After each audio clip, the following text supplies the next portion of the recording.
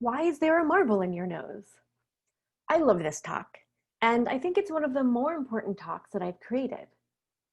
I feel really strongly that so-called non-technical skills are a vital foundation for every job in tech. My hope is that you come away with a better understanding of why that is, and that this talk can serve as a jumping off point for you to have this continued conversation with your coworkers and leadership, especially when you're looking at things like hiring, promotion, and company values. After the presentation, we have time set aside for Q&A, which I really enjoy. So I hope you'll join me for questions and discussion at the end.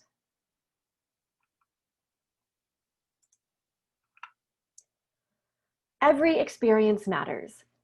Think about all of the skills and understanding you add to your knowledge base as your career in tech continues to grow. And it's not just your experience in tech that matters. I don't just bring 5 years in testing and quality to my job. I also bring my experiences and knowledge from 8 years of customer service at Disney, from the years I spent molding young hearts and minds in the classroom, and from my first role in tech as a developer intern. All of these years and experiences have shaped my perspective as a tester. Today, I want to look at how my experience as a teacher has influenced and improved who I am as a tester. But who am I as a tester? Being a tester can mean different things to different people. For me, being a tester has involved a lot of process improvements, release management, incident remediation, making recommendations about quality and risk, coaching, and of course, testing. All of those responsibilities require something that is often called non-technical skills or soft skills, which is a total misnomer. Those soft skills are actually really hard to achieve. I learned and developed my soft skills during my years as a teacher, and I'm so grateful that I did because I call on those skills every day in my role as a tester. My core skills are things like adaptability and leadership and cultural awareness, change management, building positive relationships, and the importance of emotions. How to understand the big picture as well as the little details, and how to learn from mistakes. I won't be able to dive into every topic here, but I want to highlight a few that I think stand out. Let's start with curiosity. Curiosity is all about asking questions and learning from the answers. Curiosity is defined as a strong desire to know or learn something, and that sounds like every tester I've ever met. We're always curious, we always want to know more, and we're always asking questions. As a teacher, I once asked the question, why is there a marble in your nose? It was a learning experience. At first glance, the challenge I had to deal with was a kid with a marble up his nose. But it turns out that marble wasn't the real challenge. Don't get me wrong, it was a challenge to get that thing out. But that initial why is there a marble in your nose? It led me down a path of questions I hadn't known I needed to ask. And it revealed that the real challenge was the student had outgrown naps and needed something to do while his classmates were sleeping. As a tester, I ask things like, what does this do? Who is our audience? How does this work? What happens if I do this? And of course, why? Okay, so we ask a lot of questions, but why is this trait useful for a tester? Our curiosity leads to a deeper understanding of the product, the people who build it, and the users who interact with it. People use products in unexpected ways. If you ask questions while it's still in your hands, users won't have to ask once the product is in theirs. Why is this feature part of MVP? What are the trade-offs for this architecture? How are we testing this? What are the risks? Our curiosity leads to discovery and learning. Learning about the thing we're building, discovering how to test it, learning different types of testing, discovering our known unknowns and unknown unknowns.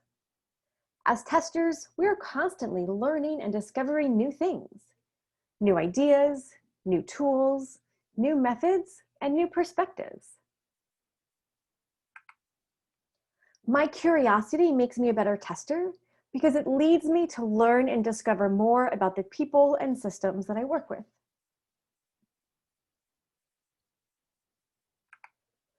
I want to talk about emotions next because it was always my favorite subject to teach.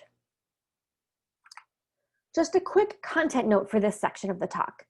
I'll be using the phrase negative emotions to describe things that make us feel kind of icky. Things like frustration, anxiety, sadness, or anger. But these are not inherently bad things. Experiencing these emotions doesn't make us bad people, and it doesn't mean we're doing anything wrong. It means we're human, and we experience a range of emotion. And negative emotions is just a useful label to use during this talk. So the first thing to know about emotions is that people are bad at emotions. Or should I say, emotions are often really hard for people. People aren't really taught how to identify and work with their feelings. Emotions are just something that gets in the way of the thing you're actually trying to do. We often don't even recognize how we're feeling in the moment. How many of you have been angry or nervous or anxious about something, but not realized how you were feeling and how it was affecting you until much later? As a teacher, I know that emotions can be explicitly taught. We learn all about how our bodies work in school, right? We should learn how our feelings work too. With students, I often use the moment to name the emotion. I see you're frowning and crying a little, and it looks like you weren't able to solve the puzzle yet. It seems like you're probably feeling frustrated. Naming the emotion allows kids to begin identifying what they're feeling, to understand that it's a natural thing to feel, and to start having control over how they react to it and get through it. Helping students understand their emotions made me better at understanding and working with emotions in general. One of the most important things I learned is that having some time to yourself can help when you're having a negative emotion. In the classroom, we had a tent where kids could go when they were feeling too much and needed a break. They could read, or cuddle with a stuffed animal, or play with some puzzle toys. And when they were ready, they would come out and they were okay. They just needed that time and space to work through their negative emotions. As adults, we have the same need. As a tester, I've learned that sometimes the conversation about a problem and the conversation about a solution need to be two separate conversations. If a team is stressed because some process is blocking them, it can be hard to have a useful conversation about it. Offering solutions in that moment may not be helpful, and I've learned to say, this process seems like it has some blockers. Let's get through today and meet up tomorrow to think about longer-term solutions. Understanding emotions is also understanding that people may be having emotional reactions to things outside of work or school. We bring our whole selves to work. My students didn't leave their emotions at the door when they walked into my classroom, and we don't really leave problems at home when we go to work. Emotions are hard. With my students, I taught them about their emotions and how to cope with them. With adults, it's a little different. I may not be teaching them about their emotions, but my experience allows me to recognize and identify how they might be feeling in certain situations so I can adjust my response and my expectations. If a student is struggling because of negative emotions, they may not have the ability to also do their homework, or have the capacity to ask nicely when they want a toy that someone else is using. It's the same for adults. When someone is feeling negative emotions, whether it's work-based or home-based, it reduces their capacity for effective and productive work. As a tester, I work with other people on a daily basis. Understanding emotions makes me a better tester because it allows me to work in a way that meets people's emotional needs.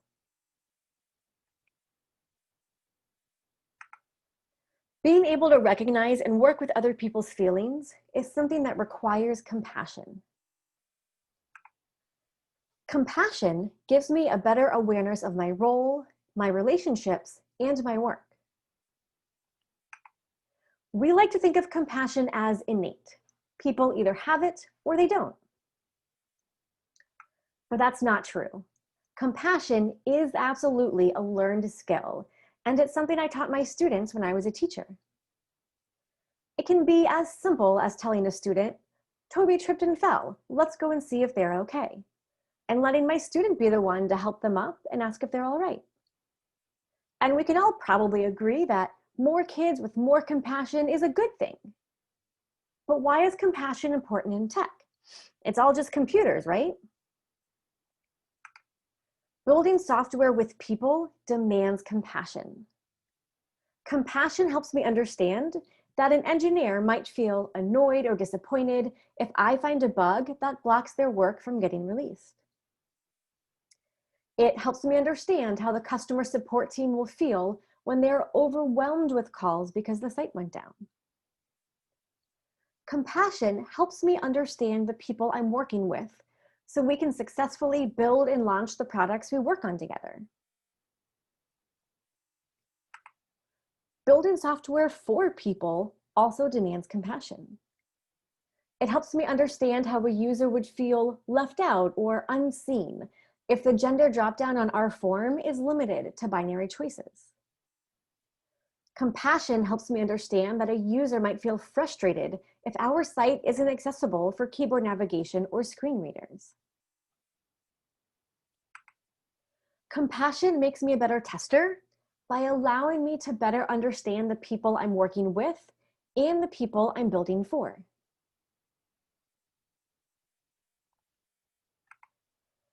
Compassion is also part of understanding people's core needs, which are the emotional requirements that need to be met in order for people to feel safe and be productive at work. I really like using Paloma Medina's biceps model for defining and understanding core needs. The biceps model defines our core needs as belonging, improvement, choice, equity, predictability, and significance. Let's take a deeper look at these needs.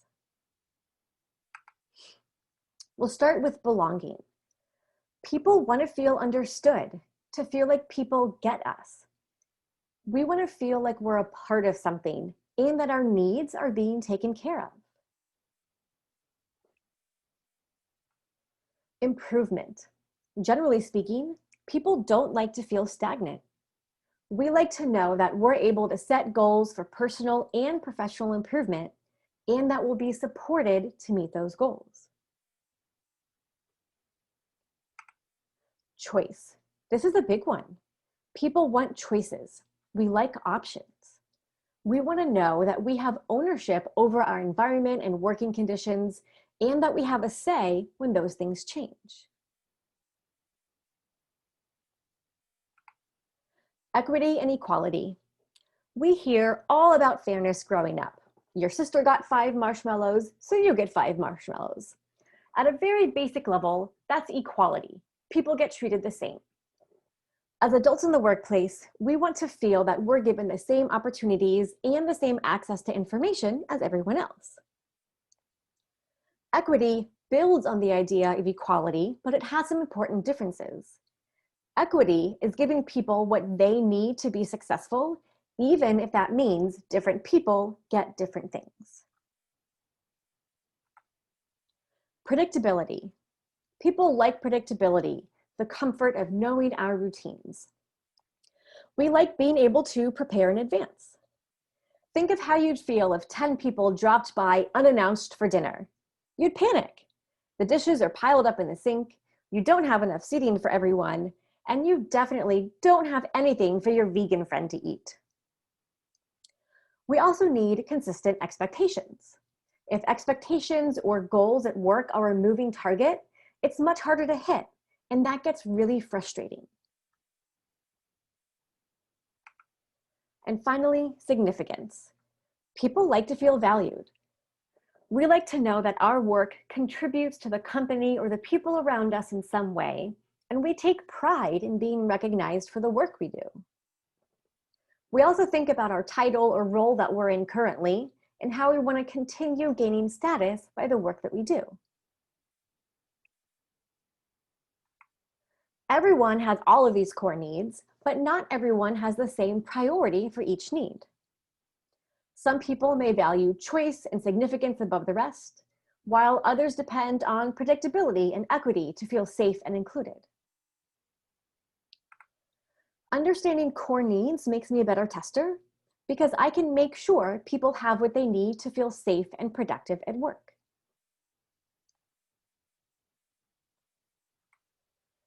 Understanding core needs has also been an important part of change management throughout my career as a tester. I've often been responsible for setting the vision of quality engineering at the company and then working to implement that vision. That work often means making changes, and change, even small ones, can feel very disruptive. Understanding core needs has helped me understand why change is often perceived as a threat to those needs. With belonging, change makes us worry that our needs won't be understood or taken into account, and we're afraid that change will cause us to lose out or be left out of something. When we think about improvement, change has the potential to introduce setbacks. We're afraid that change will prevent us from meeting our goals. When it comes to choice, change makes us feel like we have less control.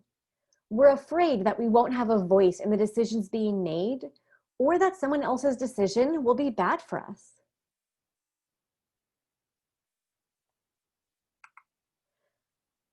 When change happens, we worry that the balance of equity will shift and will be worse off than before. We're afraid that the burden of change will be unfair and we won't have the support we need.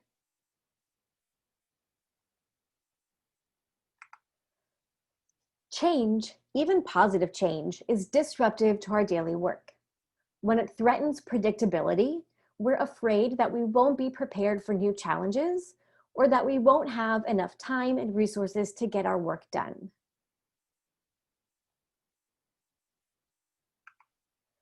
And change can affect the perception of value within the company. It makes us afraid of losing our current status or that our work won't be valued or recognized in the same way anymore.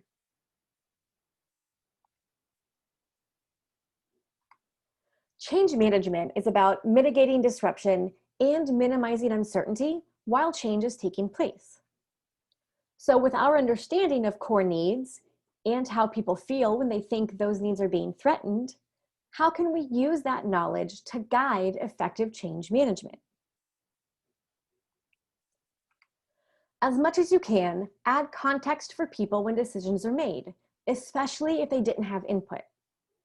This helps people who value belonging by making sure they understand what went into a decision so they can see that their needs were considered and taken care of.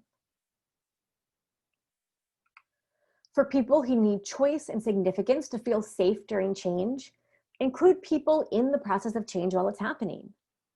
Create avenues for feedback. Feedback helps you make sure that the changes you're making will meet the needs of the people being effective. And proactively encourage input from people so they know that their experiences and opinions are valued and being taken into account. Good communication is also important for successful change. People like being kept in the loop, and well-informed people can make better decisions. This relates to our need for equity. making sure people know they're not being left out, and giving them transparent access to information. Thinking of the need for predictability, make sure your changes include transition periods so people have time to adjust. If you can, start changes on a smaller scale. This will help you discover and solve blockers quicker in early stages.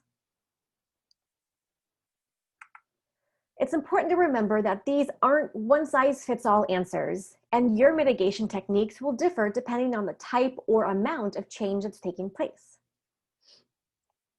The important thing is to understand how core needs are impacted by change and how your change management approach can take those needs into account. Change management makes me a better tester because it helps me create change in a way that's effective and productive for the people I work with.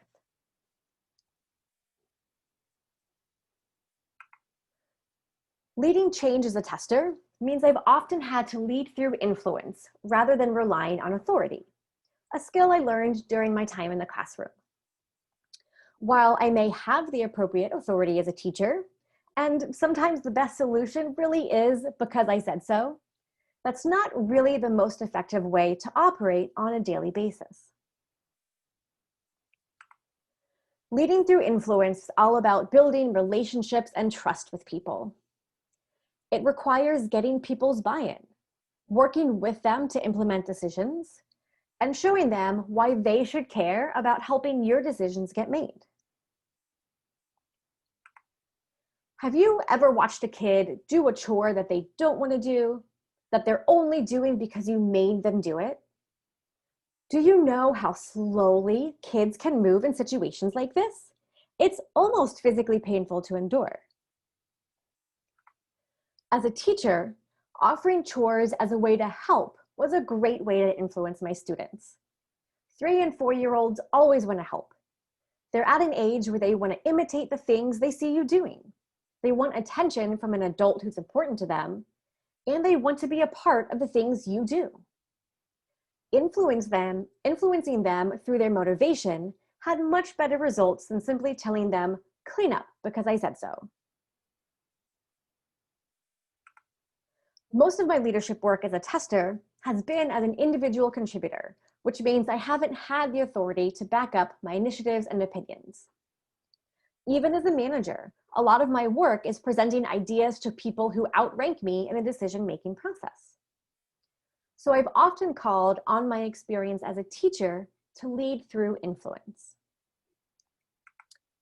As a tester, I lead through influence when I ask an engineer to make adjustments on their pull request. I don't have the authority to make them change it, but I can pair with them to explain why I'm asking for the change. I lead through influence when I'm trying to get director approval on a policy update. I don't have the authority to push the policy through on my own, but I can show them the benefits of the new policy and why it's important to have in place. And I lead through influence when I propose a change to our team process. I don't have the authority to make this decision for the whole team, but I can lean on our trust and relationships to get them to try it out and see how it works.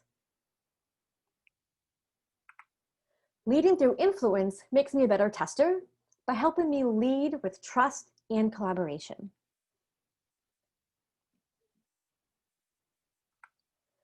Just like leading people, teaching people takes skill and practice.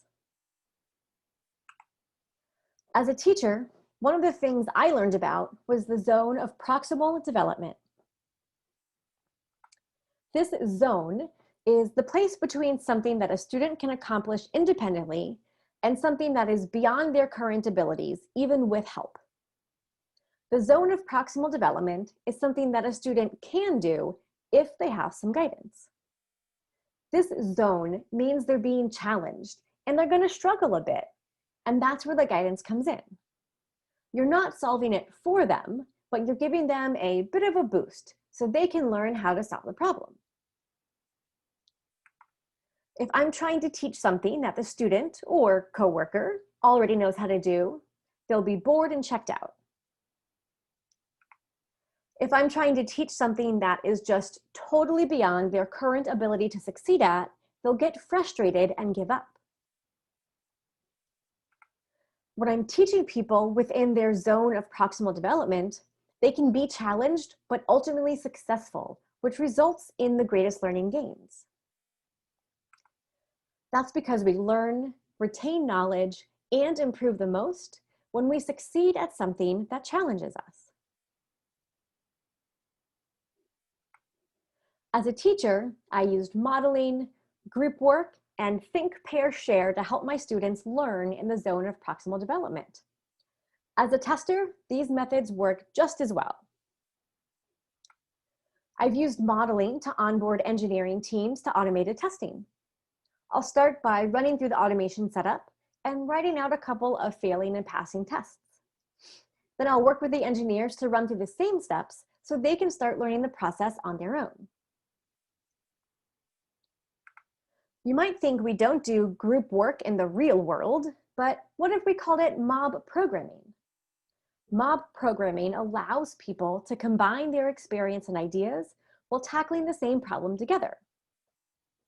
It also forces you to practice enhanced communication so that you can get your idea across clearly to the person who's driving. And how many times have senior testers paired with a junior to help them? Juniors, how many of you have asked a senior to pair so you can learn something? Lacey Hawk's testing tour is a great example of this. She's paired with people literally all over the world and used their experience and knowledge to improve her own, from automation to debugging to pen testing. And after her pairing sessions, she blogs about the experience to share it with other testers. Teaching people makes me a better tester because it allows me to cater the learning process to people's individual abilities.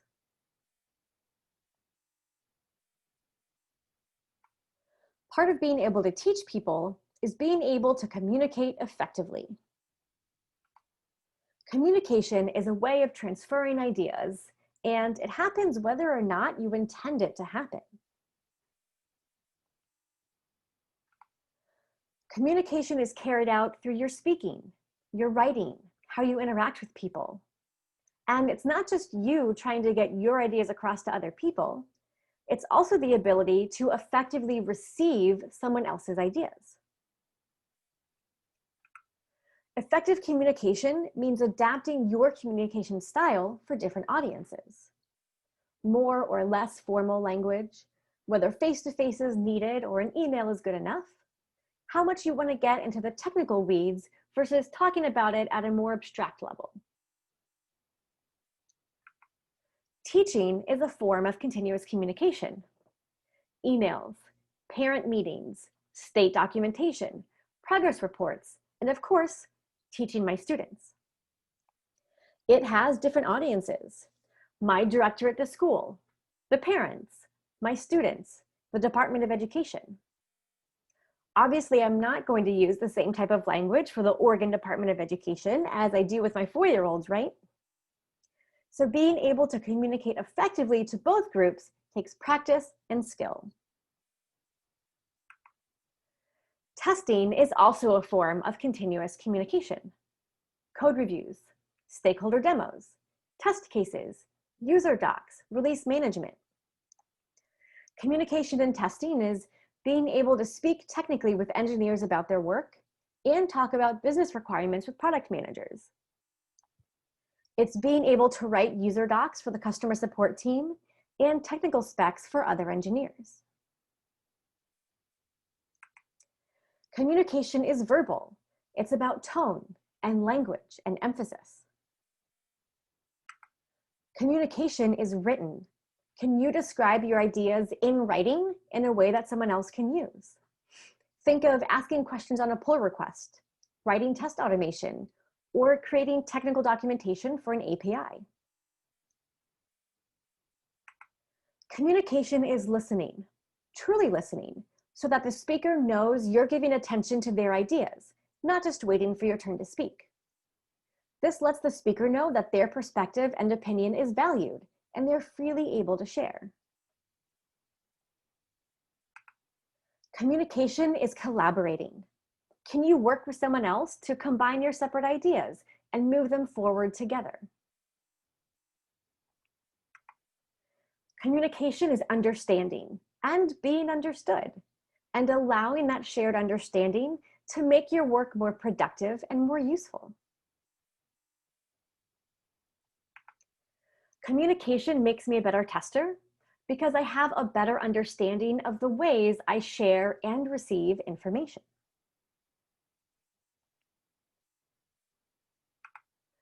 Communication is also about having the relevant perspective. Perspective is about time and distance. Perspective is being able to understand the big picture, but also being able to focus on the small details. It's about short-term and long-term planning. What needs to happen today or this week, and what needs to happen over the next quarter or even the next year. And it's about seeing a solution from a high-level view of the whole organization needs, while also being able to drill down and see the dependencies of individuals or teams. Perspective can also be something that calls back to compassion, being able to understand someone else's point of view. The person on the left can only see 4, and the person on the right can only see 3. They need to make the effort to understand the other person's perspective. As a tester, I can think about the process of daily releases for my team and create long-term plans for rolling out large feature changes to our users. I understand the time and effort it takes to create a bug report compared to the time and effort of creating a response policy for handling future defects.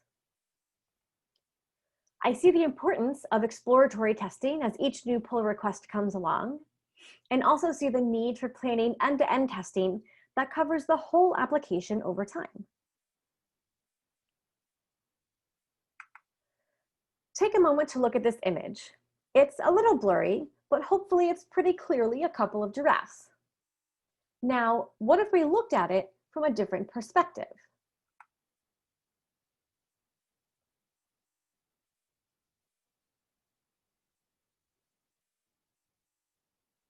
Instead of 2 giraffes, now we see an elephant.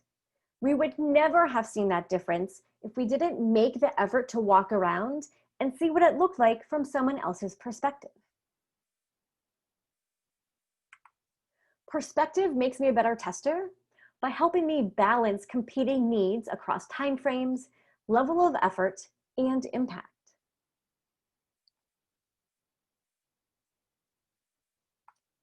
And finally, let's take a look at attention. One of my biggest lessons as a teacher was understanding that you get the behaviors you give attention to. Students want to know that their teachers are invested in them. They want to know that their teachers care about and pay attention to the things they do. It's hard for kids to sit still, especially if they're excited about something. One of my students used to get so excited during group reading that she would shout out what happened next or jump up with questions that she was curious about. It would be really easy to meet her with a response like, "Stop interrupting while I'm reading." But what does that accomplish? It just discourages her obvious love of stories and reading. It also sets a pattern for what types of behavior get feedback from me as a teacher. Loud outbursts now equate to getting attention. A better response is to focus on the positive. She's really excited about this book and she wants to participate. These are things that all teachers hope for. I can encourage improvements in behavior by acknowledging her positive motivation. I can build in breaks during the story where I ask students to tell me what happens next, which gives her a valid reason to speak up. I can let her stand up while I read the book, so she doesn't have to force herself to sit still when she's excited. This all means that I'm focusing attention on the positive aspects of her behavior and removing focus from the parts I don't want. Since I'm giving attention to enthusiasm for learning and active participation, that's the behavior I'll continue to see grow. The same principles apply to the workplace. When I worked at a product company, I was often responsible for coordinating incident response teams within our engineering department. There are times where the easy response, and the response I really wanted to say was, "How did you miss this? I can't believe you didn't catch that bug before release." But that's not productive or useful, and it edges very close to blaming. Instead, I tried to phrase my feedback in a way that gave attention to the behavior I wanted to encourage. "Nice work getting that incident resolved." This rephrasing allowed us to focus on the positive, a team that was quick to triage, investigate, and resolve an incident. This rephrasing isn't always easy, but it helps avoid the potential for a negativity bias to be triggered. A negativity bias is the idea that negative feedback or events are more impactful than neutral or positive ones. A negativity bias can take several forms. We're more likely to recall negative feedback we received over positive feedback, even from the same person. We have a tendency to dwell longer on negative events and replay them in our minds. And negative experiences tend to register more quickly and with more detail in our brains, whereas positive experiences are often more vague in memory and slower to be retained in our long-term memory. There's a ratio that gets tossed around, and while it may not be scientifically accurate, it does speak to that imbalance of negative and positive interactions. The 5-to-1 ratio says that it takes 5 positive experiences to make up for 1 negative experience. So a single criticism, "I can't believe you missed that bug," has more impact, more weight to it than 5 times I gave positive feedback to that same person or team. Giving feedback is a constant part of testing, which means we need to consider attention and negativity bias in our jobs. Code reviews on a pull request, coordinating remediation when the site goes down, coaching junior testers.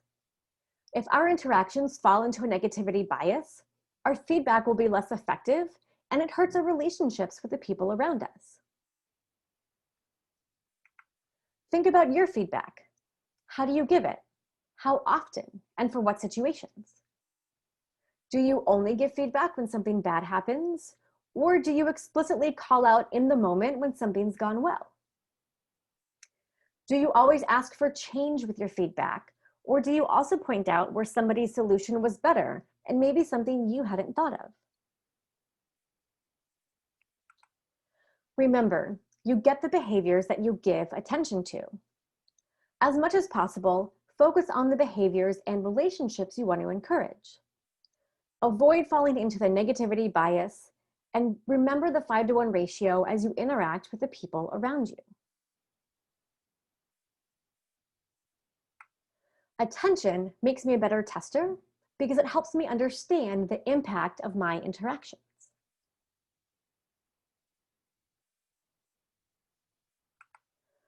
All of these skills and more have served me well as a teacher and as a tester. I don't have time to hit all of the remaining topics in depth, but here are some quick additional examples that I wanted to share. Adaptability. In tech, the only constant is change, right? I've often had to pivot in response to new information, whether it's my team's needs or something from the system I'm testing. Being able to adjust and iterate smoothly is a really useful skill. Cultural awareness. Understanding that the people I'm working with and the people I'm building for aren't all like me or the team I'm working on. This can come up in things like field validation and what characters your form allows, or making sure placeholder images for profiles don't default to white male users. All of these perspectives, experiences, and skills that I gained as a teacher have influenced and improved who I am as a tester. Every experience matters. All of these skills and experiences made me a great teacher, and they make me a great tester. I hope this talk inspires you to appreciate your path into testing or tech and understand how all of your experiences make you better at your role. Thank you.